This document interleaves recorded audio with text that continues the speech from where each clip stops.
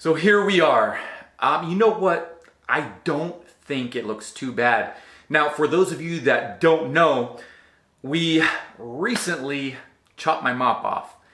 And here, so this is what I'm talking about. What we did, we went from a number 8 attachment all the way down to a number 2.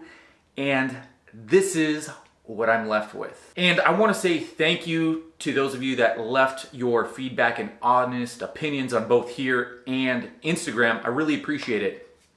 And that being said, I mean, that kind of has to do with what we're doing today and the feedback that I got from a lot of you. Before I go into exactly what we're doing, yes, there were those of you that they hate the cut. Oh, here we go. Let's try this. With the power of editing, we're going to bring it back.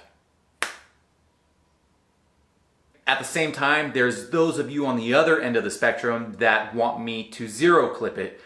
So we're going to meet in the middle, or well, you let me know if this is in the middle or not. What we're going to do is we're going to introduce a fade, and a lot of you actually mentioned this, one short clip around the ears, and then we're going to use a 1, but at the longer end of the spectrum with the lever, we're going to flick up to introduce that fade, and we're going to see how it looks. Now, by the end of this video, we may have a zero clip for those of you that wanted a zero clip, depending on how this goes. And before we get into this, let me do a 360 to show you what we're working with.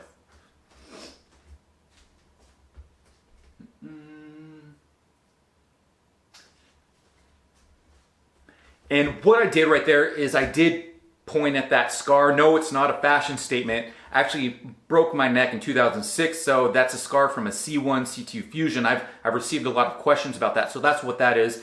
In addition to, there's 2 little holes. They look like nicks, but those are holes from screws because I had a halo on before I had the fusion to see if my neck would fuse back together, which it didn't, so that's why I had the C1, C2 fusion. So that's that, and I hope that answers your question pertaining to the scars in my head. Alrighty, so here we have the clippers along with the 1 attachment at the shortest length, and the 1 attachment to clarify is, or the 1 guard to clarify is 1/8 inch or 3 millimeters.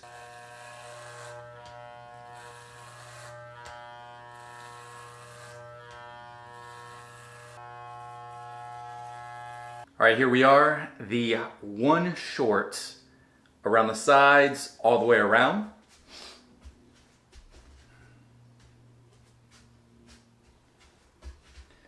Now what we're going to do, we are going to grab the clippers.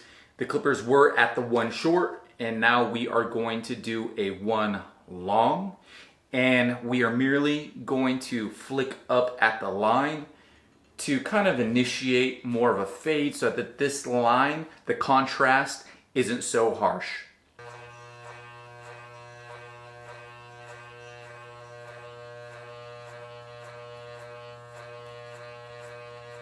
And again, we're just flicking at the line to take that contrast down. Let's see if you can notice a difference from this side to this side. This side should look less harsh than this side over here.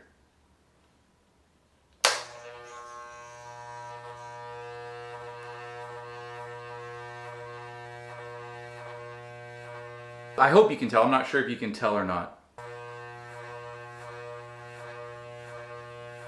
That side compared to this side. I haven't gone all the way around yet. I just wanted to show you the difference between the 2 sides. Now we're going to do this side.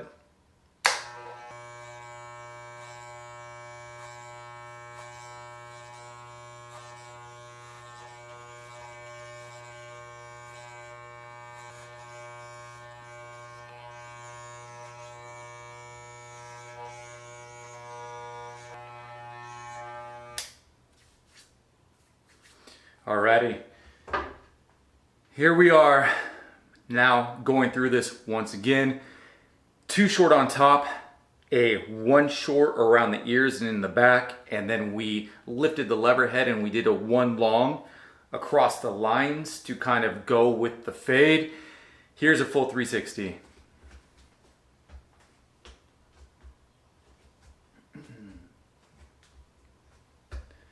You know what? I don't think it's that bad. Yeah, we could have spent a lot more time on the fade to kind of really increase the precision, if you will. But for the sake of your time and the time of this video, I just kind of rushed through it. But all in all, I think it worked well.